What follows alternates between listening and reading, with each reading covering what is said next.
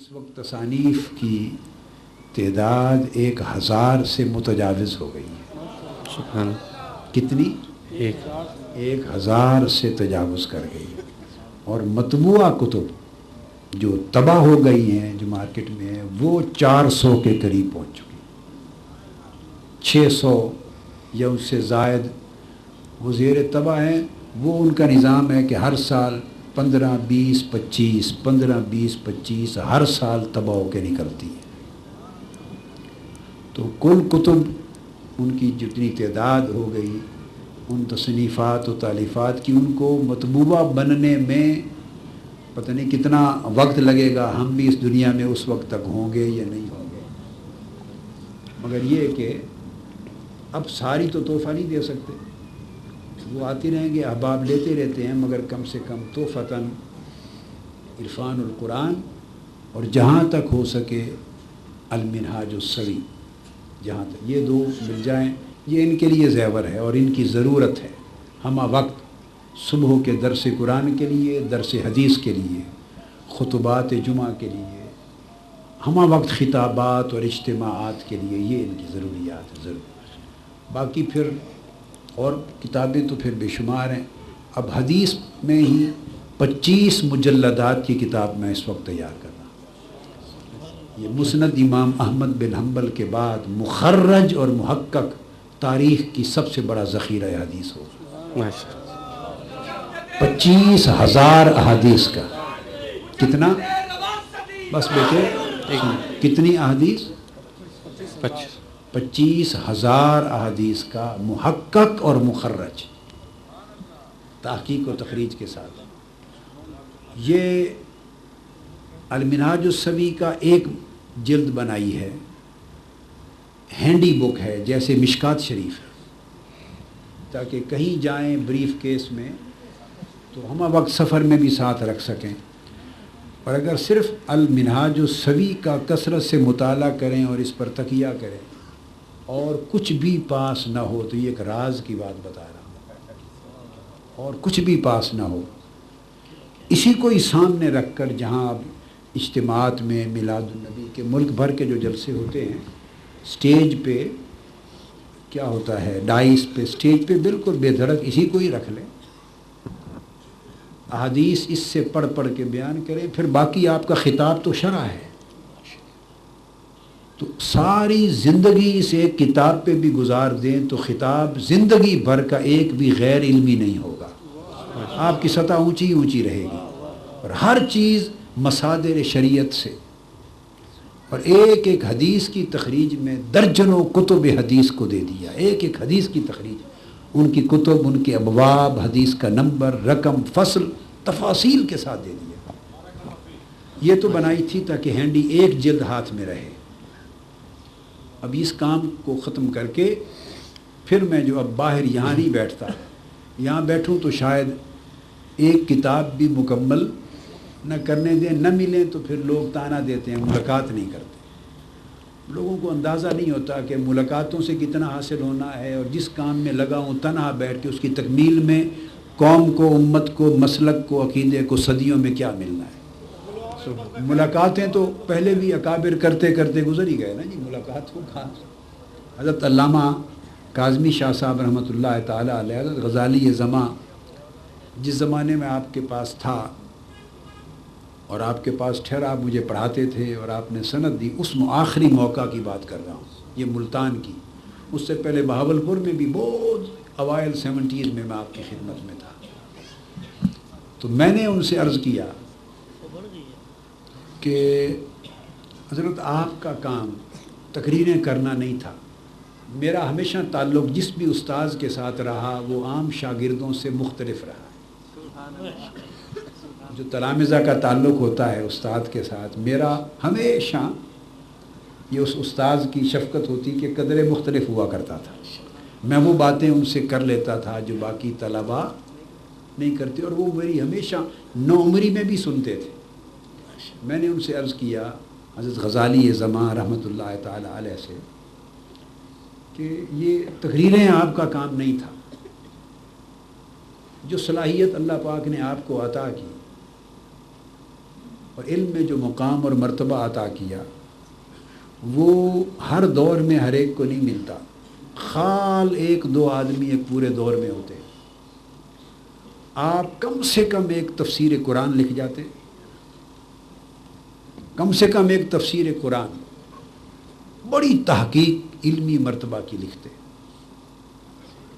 اور حدیث میں کم از کم ایک بخاری شریف کی شرح اور ایک مشکات کی شرح لکھتے.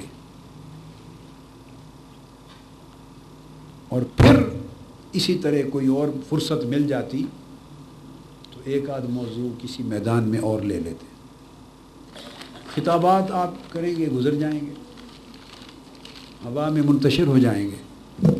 اور میں نے کہا کہ عالم یہ ہے کہ جس کتاب کا حاشیہ پڑھنا چاہو سیاستہ کا, دوسرے مسالک کی علماء کے حواشی ملتے ہیں, اپنا ایک بھی نہیں ملتا, فقط ایک کہنے کو بھی نہیں ملتا. نہ صحیح بخاری پر, نہ مسلم, نہ ترمذی, نہ ابو داؤد, نہ نسائی, نہ ابن ماجہ, نہ کسی اور پر, نہ شرح مدارس کے لیے, نہ کوئی تعلیقات کا کام, نہ اس کے بعد آگے سب وہ کر گئے کام. اور عرب میں چھپ رہے ہیں, کیا بیروت, لبنان, مصر میں چھپ رہے, وہ متعارف ہو گئے. اب ہمارے آگے جو طلباء پڑھیں گے, متن تو اکابر کا پڑھ لیا, تو آگے شروع کے لیے وہ اب جب اس پائے کی کتب کی طرف رجوع کرتے ہیں تو ہر ایک کی, اگر امام سیوطی کی بھی ہے تو نیچے حاشیہ آگے کسی اور ان کے عالم کا عربی میں ساتھ لگ گیا ہے. کوئی حاشیہ نسائی پر امام سندھی کا بھی ہے تو اس سندھی کے حاشیے کے نیچے ایک حاشیہ اور کسی دوسرے مسلک کے عالم کا چھپ گیا, علی حاشیۃ السندھی. میری بات سمجھ رہے ہیں؟ امام مسلم کی اگر شرح پر امام سیوطی کی الدیباج ہے تو اس دیباج کے اوپر بھی حاشیہ کسی اور عالم کا چھپ گیا. اور یہ مصر اور بیروت اور عرب دنیا میں چھپ رہے ہیں اور لوگ پڑھ رہے ہیں. آج کل سند کی کتابیں ہیں, مراجع ہیں. یہ کام کرنے چاہیے تھے. حضرت محدث اعظم رحمۃ اللہ تعالی علیہ کی خدمت میں جب میں حاضر ہوتا تھا, میں نے 3 سال آپ سے سماع کیا ہے خود, مگر عمر چھوٹی تھی اس وقت. ان باتوں کے کرنے کا میرا دور, میرا زمانہ نہیں تھا. میں اس وقت 9 سال, 10 سال, 11, 12 سال کی اس اینج کے رینج میں 12-13 سال کی عمر تک تھا. ابا جی قبلہ پڑھتے تھے رحمۃ اللہ تعالی علیہ, تو مجھے ساتھ لے جاتے تو میں ویسے ان کی گود میں ساتھ بیٹھ کے تو میں سماع سنتا تھا. اس لحاظ سے حضرت محدث اعظم رحمۃ اللہ علیہ میرے شیوخ میں ہیں, میرے اساتذہ میں ہیں, کہ سماع اور روایت حدیث میں 4 سال کی عمر اور 5 سال کی عمر کی بچے کی بھی مقبول ہے اور جائز ہے. کیا 6 جائے کہ 12-13 سال کی عمر کا سماع کرے عند المحدثین. تو 1963 میں ابا جی قبلہ کے ساتھ ان کے پاس بھی مہینوں تک میں ان کی خدمت میں سماع براہ راست ان سے کی. سیاستہ کا اور صحیح بچہ تھا, 13 برس عمر تھی. اسی عمر میں میں نے حضرت مولانا ضیاء الدین مدنی رحمۃ اللہ علیہ سے پڑھا 1963 میں. 1963 میں میں 13ویں سال میں تھا عمر کے, 51 کی پیدائش ہے. اس نسبت سے اعلیٰ حضرت رضی اللہ تعالی عنہ میرے ایک واسطے کے ساتھ شیخ ہیں. کیا اعلیٰ حضرت کے ساتھ جو میرا تلمذ کا, شاگرد ہونے کا رشتہ, درمیان میں صرف ایک استاذ ہے, حضرت مولانا ضیاء الدین مدنی رحمۃ اللہ تعالی علیہ. آپ میری بات کو سمجھ گئے؟ وہ ان کے شاگرد تھے. براہ راست صرف ایک واسطہ, ایک استاد کا. یہ جہت ویسے حضرت ابو البرکات صاحب رحمۃ اللہ علیہ کی نسبت سے بھی ہے. آپ نے بھی حضرت ابو البرکات صاحب رحمۃ اللہ علیہ نے کچھ ابتدائی کتب خود اعلیٰ حضرت سے براہ راست پڑھی. یہ بڑی خاص بات بتا رہا ہوں. اعلیٰ حضرت کے شاگرد تو تھے حضرت سید دیدار علی شاہ صاحب محدث الوری رحمۃ اللہ علیہ, حضرت سید احمد ابو البرکات صاحب رحمۃ اللہ علیہ کے والد گرامی. مگر کچھ کتب ابتدائی اعلیٰ حضرت سے نوعمری میں انہوں نے بھی پڑھی, اور براہ راست اعلیٰ حضرت نے ان کو اسانید اور اجازات ان کو بھی براہ راست عطا کی. تو ان کی نسبت سے بھی اعلیٰ حضرت کے ساتھ میرا تلمذ کا واسطہ ایک واسطے کے ساتھ ایک رشتہ ہے. میں پورے 2 سال میں نے حضرت سید احمد ابو البرکات صاحب رحمۃ اللہ علیہ کی خدمت میں بخاری، مسلم، ترمذی، ابو داؤد سیاستہ کا پورے 2 سال سما کیا ہے حزب الاحناف میں. جس زمانے میں ایم اے میں پڑھتا تھا بلکہ 3 سال پورا سما کیا ہے. 71، 72، 73 کا زمانہ جب تھا تو وہ میں ان سے. اور ایک اور بھی بزرگ ہیں، یعنی 3 میرے شیوخ ایسے ہیں جن کے ذریعے میں اعلیٰ حضرت رضی اللہ تعالیٰ عنہ سے صرف ایک واسطے کے ذریعے بطور شاگرد کنیکٹ ہو جاتا ہوں. تیسرے جو ہیں وہ انہیں حضرت ڈاکٹر مولانا برہان احمد فاروقی صاحب اعلیٰ حضرت کے نہیں، وہ ان کے شاگرد کے شاگرد، تو پھر 2 واسطے بن جاتے ہیں. یہ 2 واسطے بن جاتے ہیں. میں صرف وہ گنوا رہا ہوں کہ وہ اساتذہ میرے جو براہ راست اعلیٰ حضرت کے شاگرد ہیں، میں وہ گنوا رہا ہوں. میری بات نہیں سمجھے؟ ہاں. تو اس طرح تو حضرت قبلہ کاظمی شاہ صاحب رحمۃ اللہ علیہ بھی حضرت مولانا مصطفیٰ رضا خان صاحب کے شاگرد ہیں، وہ اعلیٰ حضرت کے ہیں. حضرت محدث اعظم مولانا حامد رضا خان صاحب رحمۃ اللہ علیہ کے شاگرد ہیں، وہ اعلیٰ حضرت کے ہیں. ایک واسطہ. میں وہی ایک واسطہ صرف گنوا رہا ہوں. حضرت الشیخ سید عبد المعبود جیلانی رحمۃ اللہ علیہ، ایک تیسرے وہ ہے. ان کی وفات 166 برس کی عمر میں ہوئی. کتنی عمر؟ 166.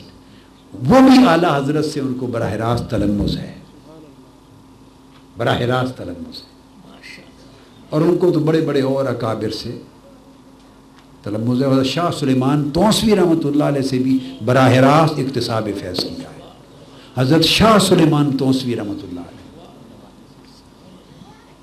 آپ سمجھیں بات؟ حضرت پیر میر علی شاہ صاحب قبلہ رحمۃ اللہ تعالیٰ علیہ کے دادا پیر حضرت خواجہ شمس العارفین سیالوی کے شیخ حضرت شاہ سلیمان توسوی رحمۃ اللہ علیہ، ان سے براہ راست اکتساب فیض اور تلمس کیا اور سما کیا. اور ایک دلچسپ آپ کو بھائی جی میں چونکہ علماء ہیں، آپ کو دلچسپ بات بتا دوں. ضمناً ایک آ گئی بڑی عجیب. مجھے حضرت مولانا شیخ سید عبد المعبود جیلانی رحمۃ اللہ علیہ نے بتایا خود کہ جس زمانے وہ حضرت شاہ سلیمان توسوی رحمۃ اللہ علیہ کے ہاں قیام پذیر تھے توسا شریف میں، تو فرمانے لگے ایک دن صبح کی مجلس میں ایک مولوی صاحب بیٹھے تھے، انڈیا سے تھے، تو ان کو پہچانتا نہیں تھا میں. حضرت شاہ سلیمان توسوی رحمۃ اللہ علیہ کی مجلس میں، تو مجھ سے حضرت شاہ سلیمان توسوی رحمۃ اللہ علیہ نے پوچھا، سید عبد المعبود جیلانی جن کا میں حوالہ دے رہا ہوں، روایت جن کی دے رہا ہوں، ان سے پوچھا آپ ان کو جانتے ہیں؟ کچھ اور علماء بھی بیٹھے تھے یا جو اس زمانے کے لوگ جانتے ہیں؟ ہم نے کہا نہیں حضور نہیں، پہلی بار آئے، نیا چہرہ تھا. نہیں. فرمایا یہ شاہ ولی اللہ محدث دہلوی رحمۃ اللہ علیہ کے پوتے ہیں، مولوی محمد اسماعیل ہے. اب سمجھ آ گئی بات کی؟ شاہ اسماعیل دہلوی، یہ تقویت الایمان والے اور صراط مستقیم والے، یہ حضرت شاہ سلیمان توسوی رحمۃ اللہ علیہ کی زیارت کے لیے گئے ہوئے تھے. آپ سمجھیں؟ اس مجلس میں کہتے ہیں ہماری مجلس میں موجود تھے وہ. اچھا آپ کو شاید ایک یہاں پہ تعجب ہو جائے گا کہ وہ کیا لگے اور اولیاء اللہ کی زیارت، کچھ تعجب ہوا ہے بعضوں کو؟ ہوا ہے نا. یہ بڑے تغیرات ہوتے ہیں زندگی میں.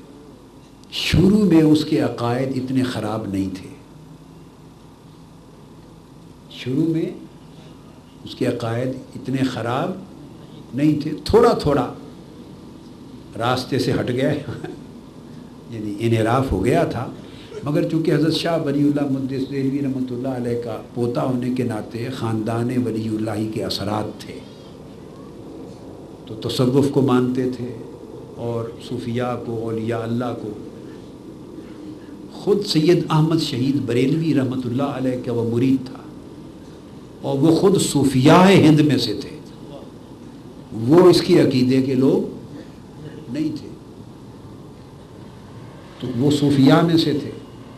اور ایک پرانا ایک روایت تھی ایک عقائد میں، اس کا عقیدہ اس شخص کا برباد ہوا جب یہ حج پہ گئے، دونوں شیخ بھی اور مرید بھی.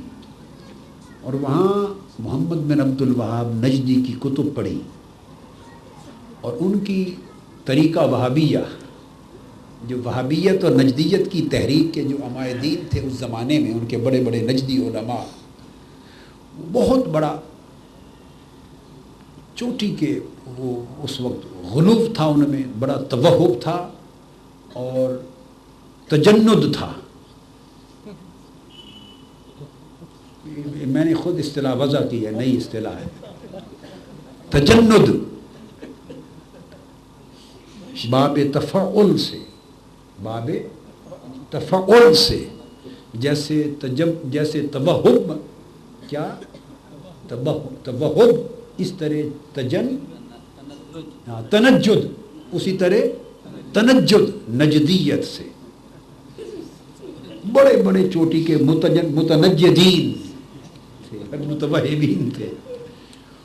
ان سے ملاقاتیں ہوئی، بات چیت ہوئی، کتابیں انہوں نے دیں، اور کتاب التوحید جو رسالہ لکھا تھا محمد بن عبد الوہاب نے، اس کی شروع لکھی ہوئی تھی. پھر لوگوں نے کفایہ وغیرہ ساری، وہ پھر ساری کتابیں پڑھی. ان سے متاثر ہو کر عقائد وہاں خراب ہوئے، اور وہیں جب عقائد بدلے تو اپنے شیخ سید احمد شہید بریلوی سے اختلافات اور جھگڑا شروع ہو گیا. اپنے پیر و مرشد سے جھگڑا شروع ہو گیا، اور ایک اپنے شیخ سے مناظرہ اور مباحثے کرنے لگ گئے.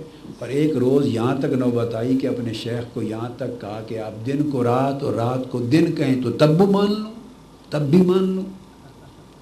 شیخ کی بات سے اس حد تک ٹکراؤ ہو گیا. پھر یہ کتاب التوحید وغیرہ اور اس کے شروع لائے، اور یہاں آ کے پھر تقویت الایمان جو اس کا چربہ ہے یہ لکھی. پھر آگے تفصیلات ہیں ان کے. ہم بئی خواہوں نے منع کیا کہ یہ کام نہ کریں، بڑا فتنہ ہوگا، وہ پھر ایک الگ بات ہے. توحید کی اشاعت کرنی ہے، شرک اور بدعت کا خاتمہ کرنا ہے. ایک بھوت سوار ہو گیا تو پھر یہ فتنہ آگے چل پڑا. پہلا دور جو تھا تو صوفیاء کے ہاں جانا آنا یہ رہا. تو وہ انہوں نے بتایا کہ حضرت شاہ سلیمان توسوی رحمۃ اللہ علیہ کی خدمت میں بھی گئے ہوئے تھے. خیر یہ بات برسبیل تذکرہ ایسے چل پڑی کہ اعلیٰ حضرت سے یہ جو نسبت تلمذ ہے یہ تو ہے بطریق ظاہر، بطریق ظاہر، جو طریقہ محدثین، طریقہ علماء اور طریقہ اسانید ہے، میں نے وہ بیان کر دیا. اور بطریق باطن، بطریق باطن الحمدللہ تعالی مجھے براہ راست اعلیٰ حضرت کا شاگرد ہونے کا شرف حاصل ہے. ہم نے براہ راست ان سے اکتساب فیض کیا ہے، خواب میں، عالم رؤیا میں، خواب رویا صالح. اس طرح وہ براہ راست میرے شیخ ہیں. اب آپ سمجھیں. اور یہ ایسے ہی آپ کے لیے تاکہ آپ کی طبیعتوں کو فرحت اور سرور رہے. اور اگر پوچھنا چاہیں کہ یہ کب کی بات ہے، یہ رویا جس میں براہ راست آپ نے فیض عطا کیا، یہ 1981 کی بات ہے. 1981 جب میں نے شادمان میں درس تصوف شروع کیا تھا. اس درس تصوف کو شروع کرنے کے 4 دن پہلے آپ خواب میں تشریف لائے اور اپنے فیض سے نوازا اور عطا کیا. یہ میں نے صرف اعلیٰ حضرت تک بات کو محدود رکھا ہے. ایسے ایک یہاں کے لوکل اپنے تعلق کی وجہ سے، تاکہ آپ کی طبیعتوں میں ایک فرد ایک نئی خبر لے کر جائیں. تو عرض یہ میں کر رہا تھا کہ حضرت غزالی زمان رحمۃ اللہ تعالیٰ علیہ سے میں نے عرض کیا کہ حضرت اب آپ عمر کے آخری حصے میں پہنچ گئے، کیا ذخیرہ آپ مسلک کو اور دے کے جا رہے ہیں. پیچھے اتنی بڑی صلاحیت کے حامل امام وقت رخصت ہو جائیں گے، پیچھے کیا ہاتھ میں آئے گا کسی کے. آپ یقین جانیے یہ جب بات کہی تو حضرت قبلہ کاظمی شاہ صاحب رحمۃ اللہ علیہ میرے گلے لگ گئے. پہلے میرا ماتھا گالیں چومنے لگ گئے، پھر دھاڑے مار کے رونے لگ گئے. چومتے بھی رہے، چوما بھی گلے میں. اور آپ نے فرمائے جاتے تھے آپ نے سچ کہا، آپ نے سچ کہا، آپ نے سچ کہا، یہ جملہ بولتے جاتے تھے اور اتنا زار و قطار روئے، اتنا زار و قطار روئے کہ میں بیان نہیں کر سکتا۔ جس مجلس کا یہ واقعہ سنا رہا ہوں، یہ واقعہ اس وقت امجد علی چشتی صاحب کو آپ جانتے ہیں، ایک انجمن طلباء اسلام کے صدر ہوا کرتے تھے نوجوانوں میں، کاموں کی میں، جمعیت علماء پاکستان کے بڑے سرگرم رکن تھے، کاموں کی کے صدر تھے ان کے والد صاحب چشتی صاحب، کیا نام ہے ان کا، عبد اللطیف چشتی صاحب۔ یہ جمعیت علماء پاکستان کی مرکزی مجلس کے ممبر تھے، حضرت مولانا شاہ احمد نورانی صاحب رحمۃ اللہ علیہ کے دست و بازو دائیں دست راست تھے۔ ان کے بیٹے امجد علی چشتی، انجمن طلباء اسلام جب ایک ہوتی تھی اس کے صدر تھے مرکزی، نام سنا آپ نے؟ اتفاق سے اس مجلس میں جس کا یہ واقعہ سنا رہا ہوں، امجد علی چشتی صاحب میرے ساتھ موجود، اس مجلس میں بیٹھے ہوئے تھے۔ ایک ملتان انوار العلوم کے ایک کمرے میں تنہائی کی ملاقات تھی، بس ہم دو تھے اور رقیب اللہ کاظمی شاہ صاحب رحمۃ اللہ علیہ تھے۔ روئے زار و قطار، تو فرمانے لگے میں کیا کروں، مجھ پہ اہل مسلک نے ظلم کیا، ظلم کیا، ظلم کیا۔ میں نے پوچھا، میں نے آپ کو بتایا نا کہ اساتذہ سے میں اپنا، تو مجھ سے جو کہ پیار کرتے تھے، لاڈ کرتے تھے، بہت شفقت کرتے تھے، مجھے انہوں نے، میں چھوٹا سا تھا تو ابا جی قبلہ سے مانگا تھا کہ طاہر مجھے دے دیں، میں کتاب الصرف اور کتاب النحو سے ابتدائی رسائل سے لے کر دورہ حدیث تک اسے خود پڑھانا چاہتا ہوں۔ جنگ میں ہمارے گھر میں مجھے مانگا تھا۔ ابا جی قبلہ نے عرض کیا کہ میں بہت چیزیں اور بھی ایسی پڑھانی ہیں جو آپ کے ہاں ادھر نہیں، پڑھا کے پورا تیار کر کے تو آپ کے پاس بھیج دوں گا، انشاءاللہ آپ سے اکتساب فیض کرے گا، بھیجوں گا۔ پھر لاہور آئے تو انہوں نے مجھے فرمایا کہ آپ کو یاد ہے آپ کے والد گرامی رحمۃ اللہ علیہ میرے دوست تھے، میں نے مانگا تھا آپ کتاب کو، کہ یاد ہے، انہوں نے وعدہ کیا تھا کہ میں بھیجوں گا، ابھی تک آئے نہیں، میں نے کہا آتا ہوں، پھر میں چلا گیا۔ ایک بار ادھر کہاں، بہاولپور، اور دوسری مرتبہ ملتان، یہ ملتان کا واقعہ ہے۔ تو فرماتے تھے کہ ظلم یہ کیا کہ میں سارا دن پڑھاتا تھا انوار العلوم، اور تقریروں جلسوں والے علماء حضرات وہ آ کے قطار میں بیٹھے ہوئے ہوتے تھے پروگرام لینے کے لیے، بس میں جب تدریس سے فارغ ہوتا تو منت سماجت کرتے آپ کیوں تھے کہ پروگرام دے دیں، پروگرام دے دیں، پروگرام دے دیں، پروگرام دے دیں، منت سماجت کرتے، اور مجھے اتنا مجبور کرتے کہ میں انکار نہیں کر سکتا تھا۔ پھر میں خطابات کے لیے چلا جاتا، کچھ وقت جمعہ کا دن کا بچ جاتا تو پھر مریدین آ جاتے، بس زیارت اور دم اور تعویذ ادھر لگ جاتا، تو میری زندگی تو اسی کام میں گزار دی انہوں نے، سارا دن پڑھانا، اور پچھلا ٹائم جو فرصت کا ملنا، رات ساری رات سفر کروانے، جلسوں پہ لے جانا، اور جو دن کبھی بچنا تو مریدین کے لیے مقرر ہونے، زیارتیں اور دم درود کے لیے آ جانا۔ ان کو اس وقت احساس ہوا تو فرمانے لگے کہ اب عمر کا وہ حصہ آ گیا کہ اب میں چاہوں بھی تو وہ کچھ نہیں کر سکتا، ایک ترجمہ قرآن پھر اس زمانے میں لکھ سکے۔ تو میں عرض یہ کر رہا تھا کہ میں اس لیے الگ ایک جگہ چلا گیا ہوں کہ مجھے علم ہے کہ ہر کسی کو آدمی کام کی، علمی کام کی، کہ ہمارا کتنا خلا رہ گیا ہے، مسلک کتنا پیچھے رہ گیا، اور کون کون لوگ کتنا آگے بڑھ گئے، اور عالم عرب میں ہماری پوزیشن کیا ہو گئی، اور اس خلا کو پر کرنے کے لیے کتنے کام کی، اعلیٰ حضرت کے بعد پورا خلا 100 سال کا ہو گیا ہے۔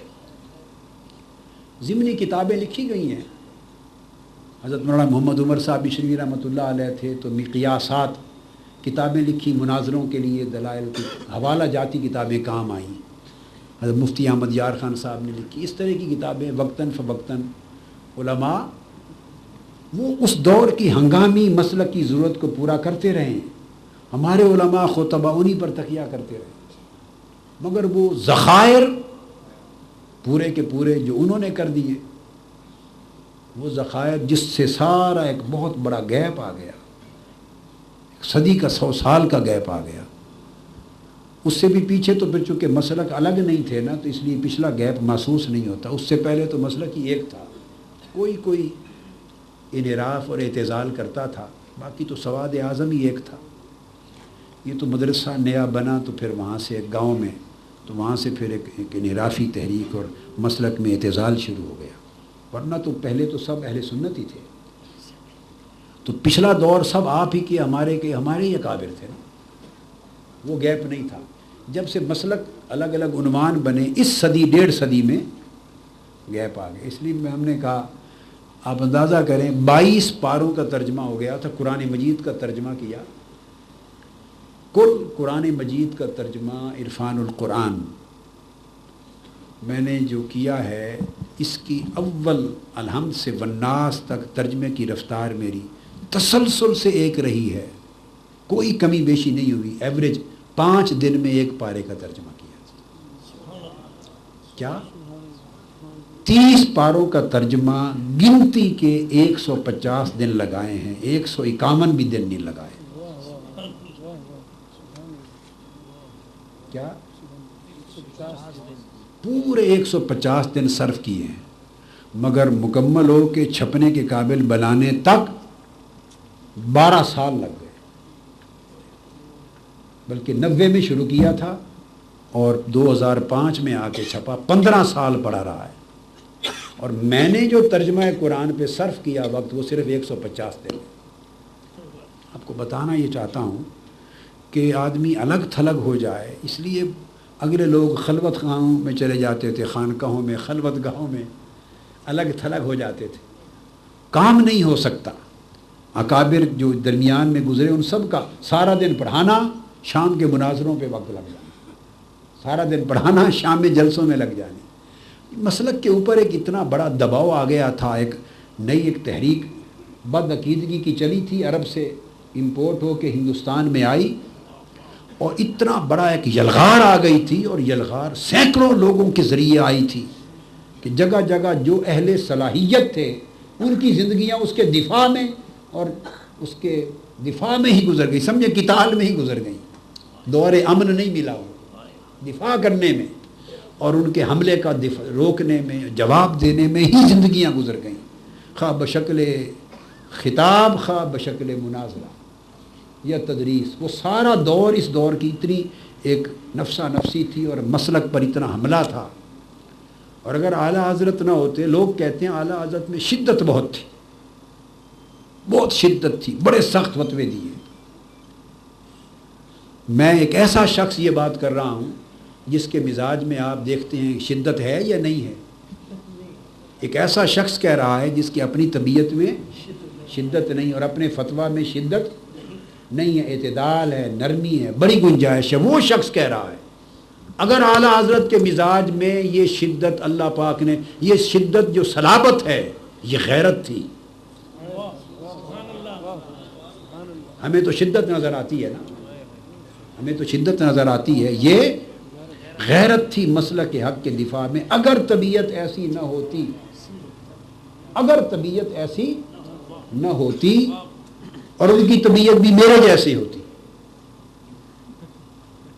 میرا مطلب ہے اعتدال والی ہوتی، فتویٰ اتنا سخت نہ ہوتا، تو جتنی شدت سے یلغار اور طوفان آیا تھا، شاید پورے بر صغیر پاک و ہند میں مسلک اہل سنت خس و خاشاک کی طرح بہہ جاتا، کچھ بھی نہ بچتا۔ علماء بچتے ہیں اور علماء قائل ہوتے ہیں علم اور تحقیق کے زور سے، عوام اتنی علم اور تحقیق سے آگاہ نہیں ہوتی۔ عوام کا جو ایمان بچا وہ ان کی شدت فتویٰ سے بچا، جس شدت سے انہوں نے فتویٰ دیا نا گستاخان رسول کے خلاف، اور جو جنگ لڑی، اس شدت نے بر صغیر پاک و ہند کے کروڑوں مسلمان، عامت المسلمین کو، جن کو الف آب آتا ہی نہیں آتا، کتابیں کیا پڑھنی، جن کے پاس علم اور تحقیق ہے ہی نہیں، اس شدت نے ان کے ایمان بچا لیے۔ اس کو تجدید کہتے ہیں، یہ تجدید کا عنصر تھا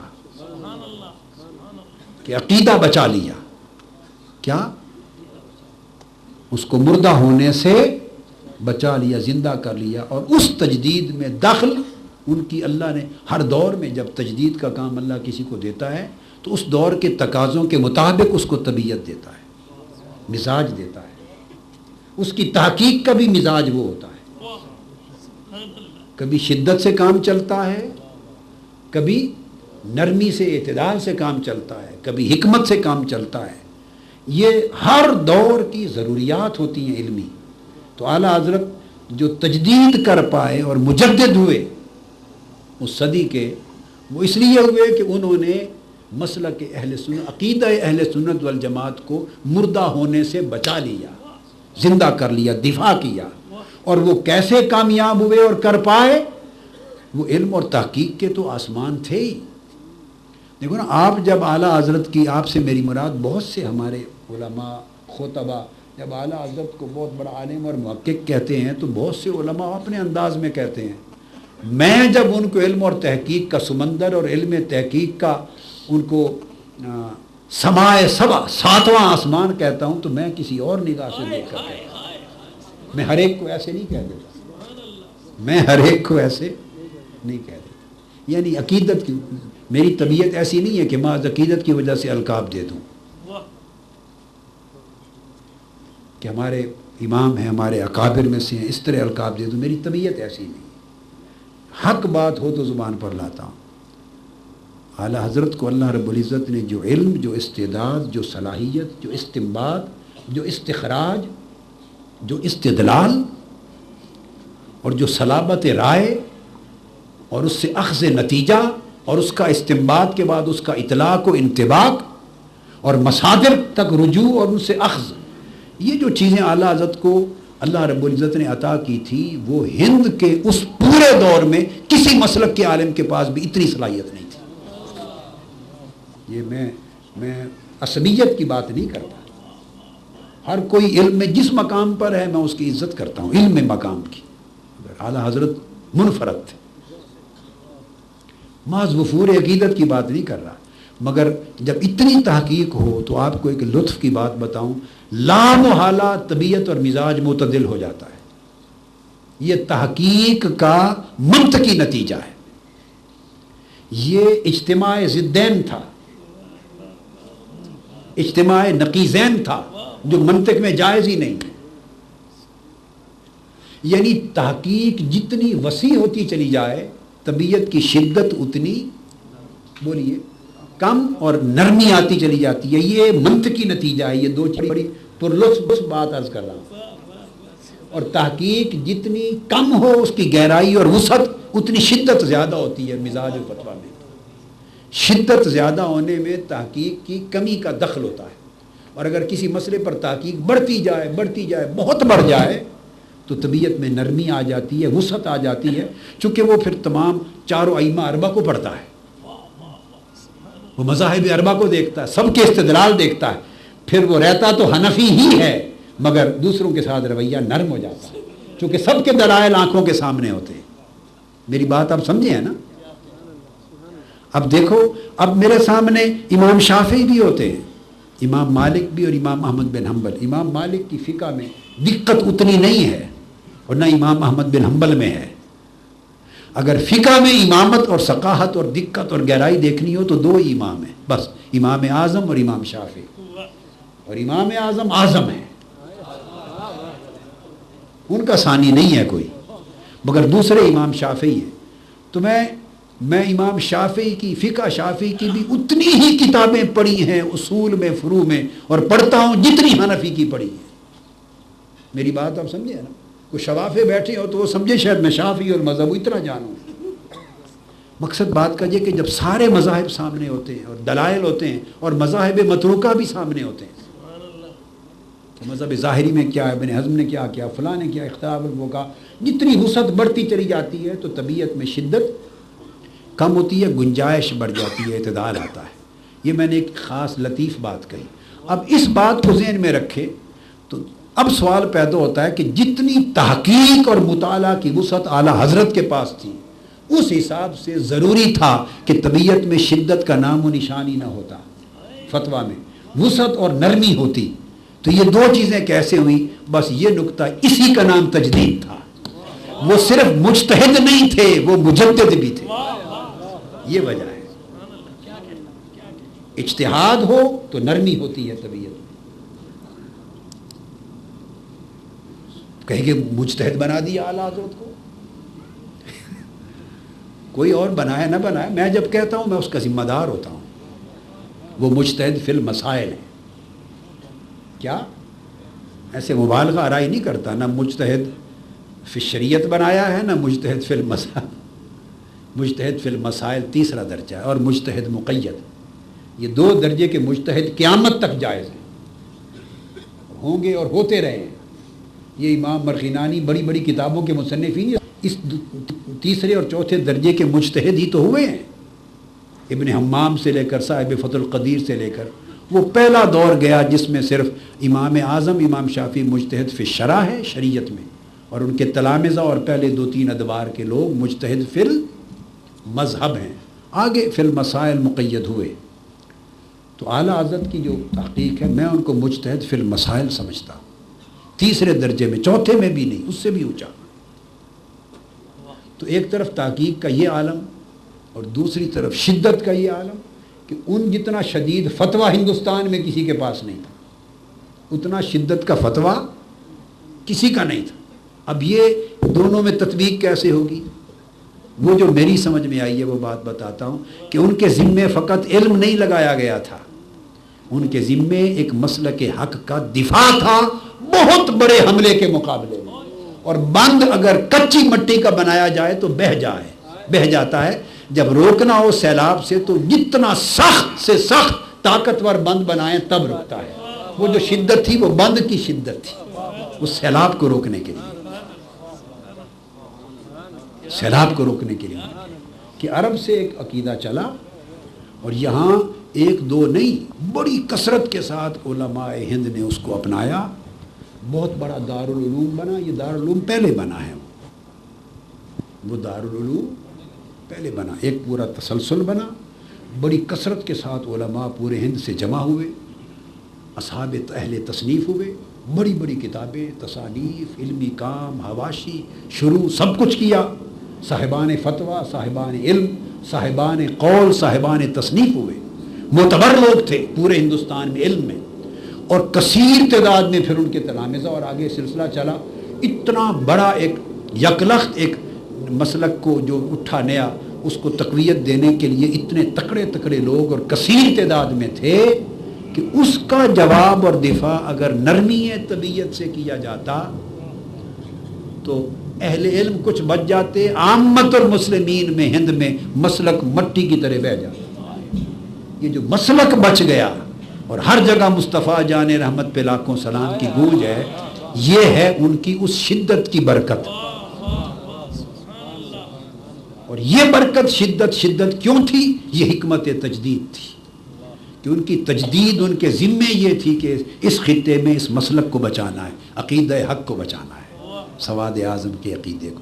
اور وہ بچانے کے دو ہی راستے تھے، علم اور تحقیق بھی تھا اور شدت و صلابت بھی تھی. آج کئی لوگ صرف ایسے بس شدت ہی شدت سمجھتے ہیں، وہ شدت کی جو حکمت ہے وہ نہیں جانتے.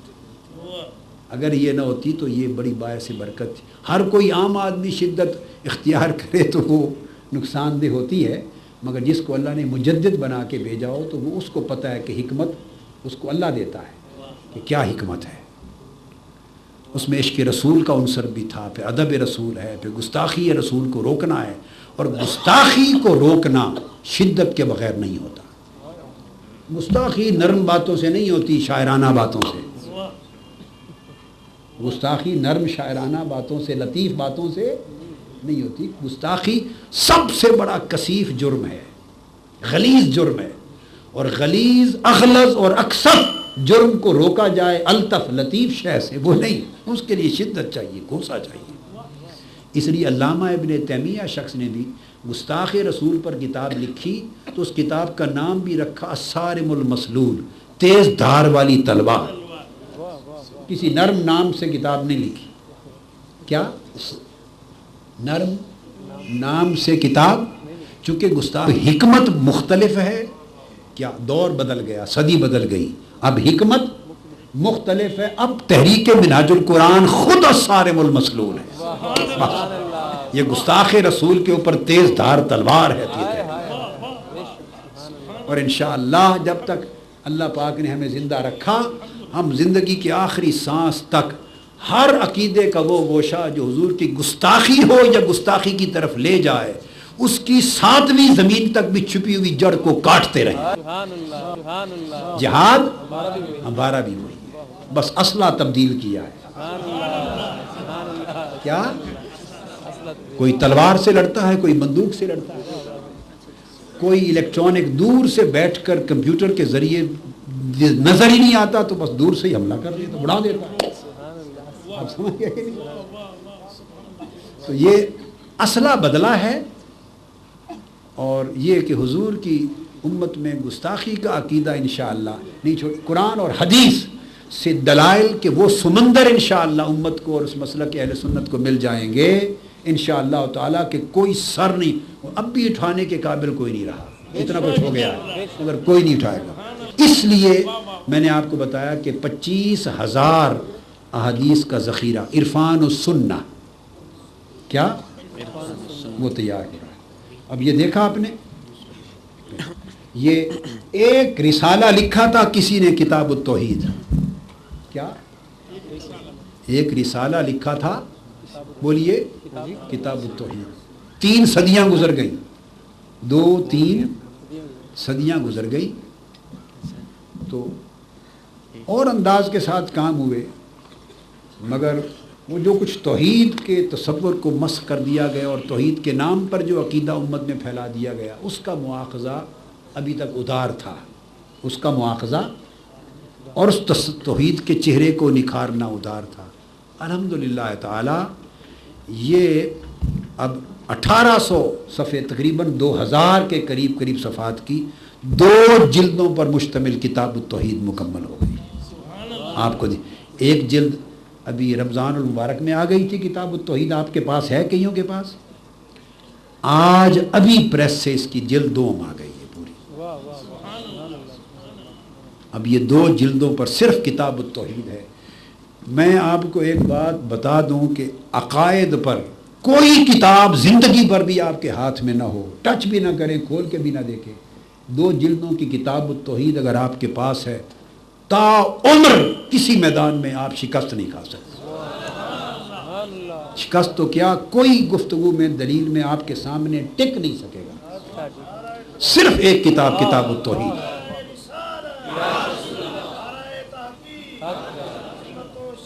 اب میری بات سمجھیں, عرب میں جب جاتے ہیں جو لوگ شناور نہیں جن کو کرنا ہے ان کو کہتے ہیں انا الفت ھذا الکتاب علی التوحید فی رد الشرک.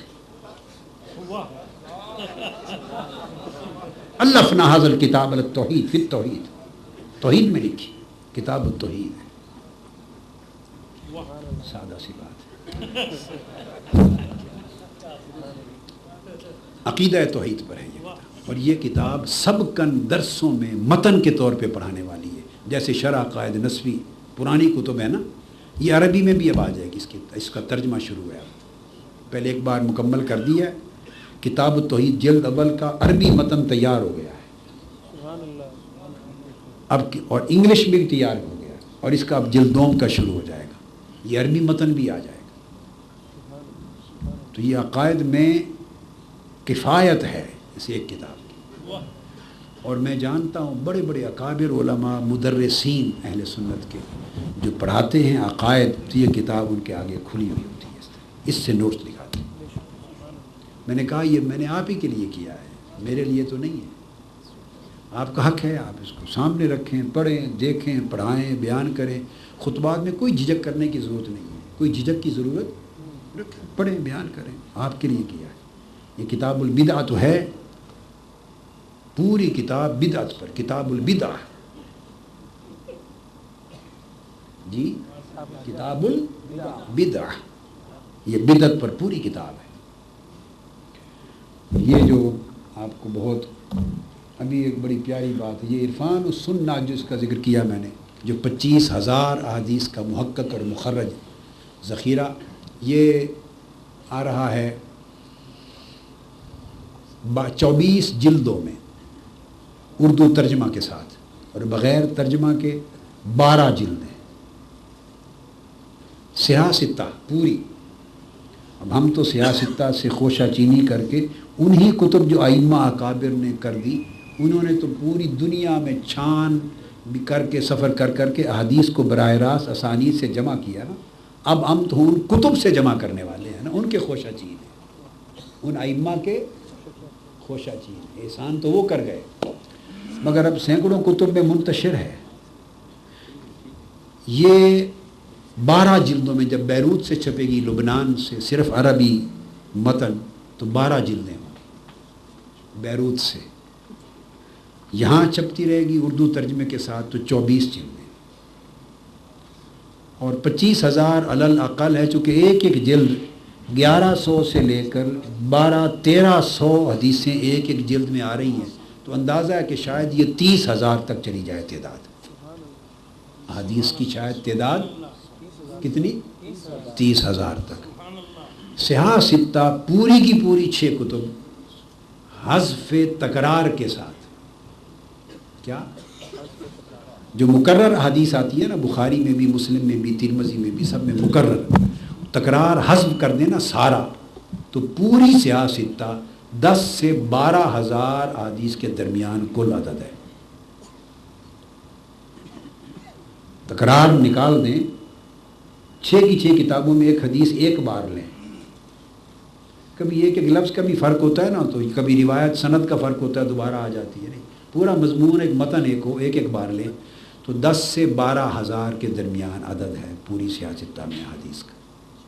کچھ تکرار آئے گا اس مجموعہ میں ضروری، اور اس کی وجہ بھی یہ ہوتی ہے، تکرار میں ایک امام جب تکرار کرتا ہے، امام بخاری یا امام مسلم یا کوئی، تو اس کے اسباب ہوتے ہیں کہ ایک حدیث کئی مضامین رکھتی ہے اپنے اندر، مختلف ابواب میں لانا پڑتا ہے.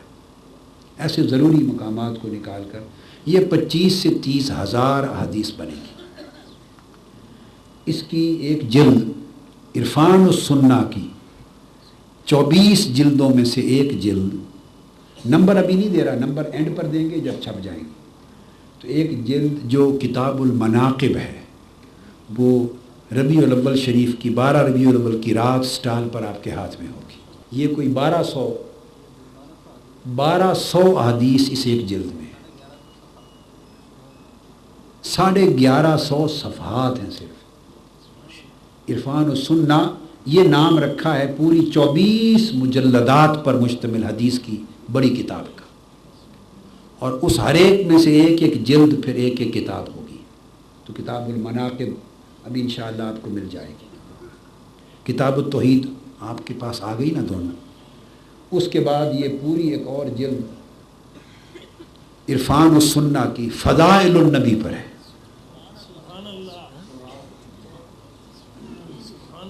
عرفان السنہ کی فضائل النبی، یہ اگلے سال جو کتابیں آئیں گی اس پروجیکٹ میں ہیں انشاءاللہ تعالی. یہ بھی 1200 1300 1200 حدیث ہوں گی صرف حضور کے فضائل پر. پھر اس کے بعد ایک اور کتاب ابھی جو مکمل، اس کو اب روکا ہے میں نے، رمضان شریف میں چھپ کے آ جائے گی. وہ عرفان السنہ کی ایک پوری جلد، وہ کتاب الدعوہ والزہد والرقائق، دعوت، زہد اور رقائق پر. ماہ رمضان میں 1200 احادیث کی پوری جلد عرفان السنہ کی، وہ رمضان شریف میں آپ کے ہاتھ میں ہو. اب آپ سمجھے ہیں نا. اسی طرح علی حاصل قیاس یہ جلدیں آ رہی ہیں، 2 جلدیں ہر سال طبع ہوتی جائیں گی انشاءاللہ. یہ کام اتنا ہو چکا. اور یہ کتاب ابھی میں نے وہاں سے اپنے قیام کے دوران سکین کر کے نا کمپیوٹر سے ان کو بھجوائی ہے. ترجمہ یہاں ہو گیا ہے. 800 صفحات کی کتاب ساری کی ساری سکین لکھ کے سکین کر کے کمپیوٹر سے ان کو بھجواتا رہتا ہوں. اس طرح باہمی کمپیوٹر کا رابطہ رہتا ہے. تو میرے ساتھ ہی ہوتے ہیں. یہ 800 صفحے کی کتاب ایک الگ ہے. یہ حضور کے میلاد کی خوشی میں لکھی ہے، اور یہ بھی حدیث میں. یہ بھی 800 صفحے کی کتاب. چونکہ میلاد النبی پر دلائل کی کتاب تو آپ کے پاس 900 صفحات کی الگ موجود ہے نا، دلائل میلاد النبی کی. یہ حدیث میں لکھی ہے، اور اس کا نام بتاتا ہوں صرف آپ کو. اس کا نام ہے بہجت النور. یہ عرفان السنہ کی سیریز کا حصہ نہیں ہے، الگ ہے. بہجت النور فی سماع المدیحۃ و رقص السرور. ہم تو ایسے مسلک کو زندہ کر کے اجاگر کر رہے ہیں، اس طرح کا مسلک. شاید بہت سے اپنوں کو بھی ہضم نہ ہو سکے، ہمیں بھی خالی کہیں گے. اللہ کی شان ہے، کئی ہمیں ابھی سنی بھی نہیں سمجھتے تھے، کئی ہمیں سنیت میں بھی خالی کہیں گے. کوئی ایک اینڈ کہے گا، کوئی دو اینڈ، چلو جیسی جیسی جس کو سمجھ آئے گا. وہ پہلی بات اس لیے کہ اصلاح بھی کرنا فرض ہے. جہاں افراط و تفریط ہو جائے تو سچ بتانا اور غلط سے ہٹانا بھی فرض ہے. جب وہ بات کرتے ہیں تو کئی کچھ کہتے ہیں جی، کبھی عشق میں دیوانہ کرنے کے جب عمل کرتے ہیں تو کئی کچھ کہتے ہیں، خالی کہتے ہیں. اس لیے چلتا ہے. تو بہجت النور فی سماع المدیحۃ و رقص السرور. آپ سمجھے؟ تو یہ مفتی صاحب پوری کتاب، یہ 800 صفحات کی کتاب مکمل ہو گئی. یہ اسی چھاپنا چاہ رہے تھے، میں نے روک دیا. میں نے کہا نا، ابھی مکمل کر کے سارا بھیجا ہے. اس کی بار بار پروف ریڈنگ کرنی ہے، اس کے تراجم دیکھنے ہیں، فہرستوں کو دیکھنا ہے، اعراب دیکھنے ہیں. یہاں بڑا کام ہے، ایسے جلدی غلطی نہ ہو جائے. اس کو ماہ رمضان میں انشاءاللہ، آج کیا رمضان المبارک میں آ جائے گا، تو صرف اس کی آپ کو ابواب بتاتا ہوں. یہ میں نے آپ کے لیے منگوائی تھی، باقی باتیں تو ضمن کر دی. اور یہ کتاب میں نے صرف 800 صفحے کی جو حدیث میں، یہ مواد تو تیار کیا ہوا تھا، عرصے سے کرتا رہا، ہر وقت مطالعے سے مواد تیار ہوتا رہتا ہے، مگر سارے مواد کو نظم دے کے بھیجنا ان کو، یہ صرف 15 دن میں کیا. مواد تو مطالعہ کے ساتھ ہوتا ہی رہتا ہے، مگر نظم دے کے بھیجنے کا، پوری کی پوری کتاب کا نظم دے کے یہ 15 دن میں وہیں سے کمپیوٹر پہ بھیجا. اس کا پہلا باب ہے المدائح النبویہ و انشادها. عربی میں حدیث کی ہے مگر ساتھ اردو ترجمہ ہے. اس کتاب میں جہاں جہاں شرح درکار تھی وہ میں نے عربی میں کی ہے اہل عرب کے لیے. کسی وقت پھر اس جو شرح پہ تعلیقات اور شروع جہاں میں نے لگائے ہیں حواشی عربی میں، وہ پھر کسی وقت اگلے کسی ایڈیشن میں اس کا بھی اردو ترجمہ کر دیں گے. وہ ان کو میں نے کہہ دیا کر دیں گے. اس وقت تو عربی میں نے شروع بھی فاقول کر کے جہاں جہاں ضرورت تھی الفائدۃ الجلیلہ کے تحت وہ شروع حواشی بھی عربی میں کی ہیں میں نے. عالم عرب کے ساتھ بڑا گیپ آ گیا تھا، ہم بہت پیچھے رہ گئے تھے. میں چاہتا ہوں عالم عرب کو بھی عقیدے میں ساتھ ملا لیں، وہاں کچھ اور غالب آ گئے تھے. آپ سمجھ گئے نا؟ اس لیے اب عربی میں کام پہ توجہ زیادہ. ایک اصول حدیث میں کتاب لکھی ہے، آپ جب پڑھیں گے مدارس میں پڑھانے کے لیے تو وہ کتاب آج کی نہیں، وہ 800-900 سال پہلے کی صدیوں کی کتاب لگے گی. اگر چھپا دیں، نام نہ بتائیں کس کا ہے، جو بھی پڑھے گا وہ کہے گا تو 700-800 سال کی پہلے کی لکھی ہوئی ہوگی اصول حدیث میں. اب آپ کا کام علماء کا ان کو پڑھنا پڑھانا. میں نے تو فقیرانہ آئے صدا کر چلے، میاں خوش رہو ہم دعا، ہم تو لکھ کے دے جائیں گے. اس کتاب کا نام ہے الخطبۃ السدیدہ. کیا؟ الخطبۃ السدیدہ فی اصول الحدیث و فروع العقیدہ. فی اصول الحدیث و فروع العقیدہ. اصول حدیث میں ہے اور فروع عقیدہ میں ہے، اور ساری اصول حدیث کے قوانین کا استنباط قرآنی آیات سے کیا ہے. یہ کام 1300 سال کی تاریخ میں پہلی بار اسلام کی تاریخ میں ہوا. کہ آپ چونکہ علماء ہیں، میں آپ کو بتا دوں، جب ایک جملہ میں کہتا ہوں تو مجھے پتہ ہے نا کہ اس جملے کی ذمہ داری کتنی ہے.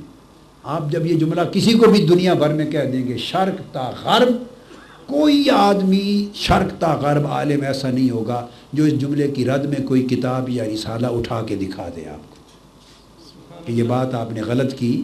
نہیں، اس طرز پہ فلاں نے بھی کتاب لکھی تھی. 1300 سال کی تاریخ میں کل اصول حدیث کے قوانین اور اصول اور ضوابط کا استنباط قرآنی آیات سے استدلال، یہ 13 صدیوں میں تاریخ اصول حدیث میں پہلی بار ہوا. آپ میری بات سمجھیں. ایک آدھ کسی اصول کے ریفرنس ایک آدھ کا دو کا کوئی ہو جاتا تھا، مگر پورا کا پورا کام اس پر کر دیا. اور پھر اصول حدیث کی بحثوں کو عقیدے کے ساتھ منسلک کر دیا. آپ میری بات کو سمجھیں، یہ مضمون ہی نیا بنایا ہے.